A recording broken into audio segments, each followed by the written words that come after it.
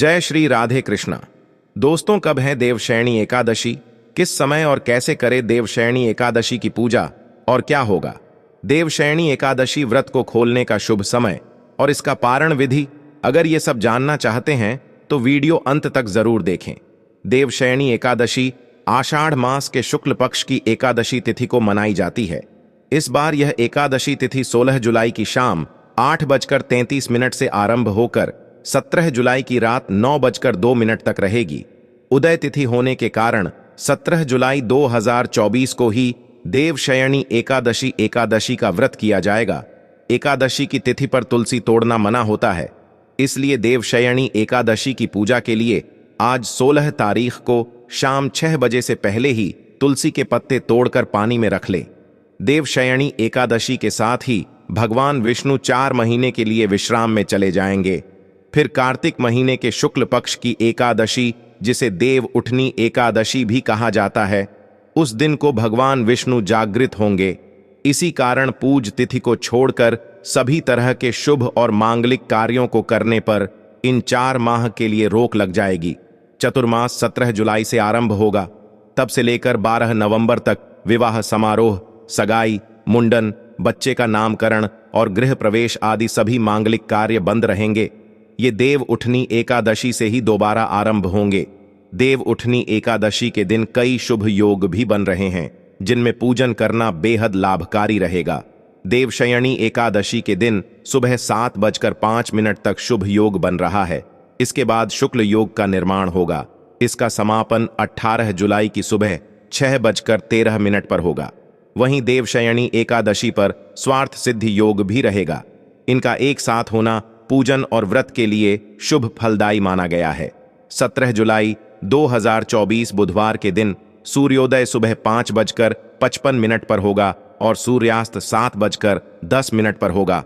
ब्रह्म मुहूर्त सुबह 4:18 से 5:06 पर होगा। अमृतकाल दोपहर 4:23 से 6:03 तक रहेगा। शुभ योग सुबह 7:04 तक और उसके बाद शुक्ल योग रहेगा। ये सारे योग शुभ है। आप इनमें एकादशी की कथा और पूजा कर सकते हैं। 17 जुलाई को राहु काल दोपहर 12 बजे से लेकर 1:30 बजे तक रहेगा। द्वादशी तिथि का प्रारंभ 17 जुलाई बुधवार को रात 9:04 से होगा। द्वादशी तिथि गुरुवार 18 जुलाई 2024 को रात 8:44 पर समाप्त होगा। 18 जुलाई 2024 गुरुवार को सूर्योदय सुबह 5:55 पर होगा। सूर्यास्त शाम 7:10 पर होगा। ब्रह्म मुहूर्त सुबह 4:19 से 5:07 तक रहेगा। राहु काल दोपहर 1:30 बजे से 3 बजे तक रहेगा। 18 जुलाई को एकादशी व्रत को खोलने यानी एकादशी व्रत का पालन करने का समय होगा। सुबह 5:55 से सुबह 8:50 के बीच। आइए दोस्तों, अब जानते हैं देवशयनी एकादशी के पूरी पूजा विधि और एकादशी व्रत को खोलने की विधि। सुबह जल्दी उठकर स्नान आदि से निरत हो जाए। घर में मंदिर में दीप प्रज्वलित करें। भगवान विष्णु का गंगा जल से अभिषेक करें। भगवान विष्णु को पुष्प और तुलसी चढ़ाएं और फल मौसम के अनुसार भगवान विष्णु को फल अर्पित करें। अब भगवान की आरती करें और पूरे दिन एकादशी व्रत करने का संकल्प ले भगवान को भोग लगाएं। दोस्तों, इस बात का विशेष ध्यान रखें कि भगवान को सिर्फ सात्विक चीजों का ही भोग लगाया जाता है। भगवान विष्णु के भोग में तुलसी को जरूर शामिल करें। फिर एकादशी की कथा अवश्य पढ़े। आप एकादशी के दिन उसे अवश्य सुने। भगवद गीता के कम से कम 1 अध्याय का पाठ इस दिन अवश्य पढ़े। विष्णु शास्त्र ना पढ़े और हरे कृष्ण महामंत्र का ज्यादा से ज्यादा जाप करे। दोस्तों, भगवान विष्णु और धन की देवी मां लक्ष्मी आपकी सभी मनोकामनाओं को पूरा करें। कमेंट में जय मां लक्ष्मी नारायण जरूर लिखें। भगवान विष्णु और धन की देवी मां लक्ष्मी को जरूर याद करें। आप पर भगवान मां लक्ष्मी नारायण का आशीर्वाद हमेशा बना रहे। आपके घर में धन की कभी कोई कमी न रहे। आपका घर हमेशा खुशियों से भरा रहे। आइए दोस्तों, अब जानते हैं देवशयनी एकादशी को खोलने की पूरी विधि। एकादशी व्रत का पारण सही समय पर किया जाना बेहद आवश्यक है। एकादशी व्रत के अगले दिन यानी 18 जुलाई को सुबह जल्दी उठकर गंगा जल डालकर स्नान करें और फिर सबसे पहले तुलसी देवी को जल और पुष्प अर्पित करें, क्योंकि तुलसी महारानी का एकादशी के दिन व्रत होता है। अत्यधिक गर्मी पड़ने से तुलसी देवी मुरझाने सी लगती है, इसलिए सबसे पहले द्वादशी को उन्हें जल देना आवश्यक है। फिर तुलसी देवी के कुछ पत्ते भगवान विष्णु की पूजा के लिए ले लें।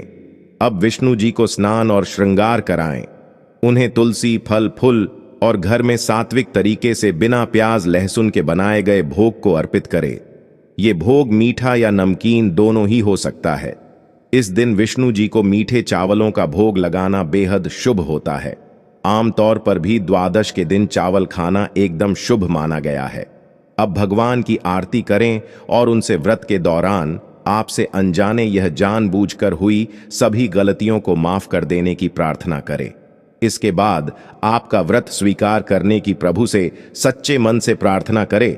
दोस्तों, अब भगवान को चढ़ाए गए भोग को खाकर ही आप अपना व्रत खोलें। दोस्तों, सच्ची श्रद्धा से कमेंट में जरूर लिखें, जय मां लक्ष्मी नारायण। साथ ही देवों के देव हर हर महादेव सदैव आप पर अपनी कृपा बनाए रखे। मैं उम्मीद करता हूं ये जानकारी आपको जरूर पसंद आ रही होगी। दोस्तों, ऐसी ही और जानकारियों और व्रत कथाओं के लिए इस चैनल को सब्सक्राइब करें।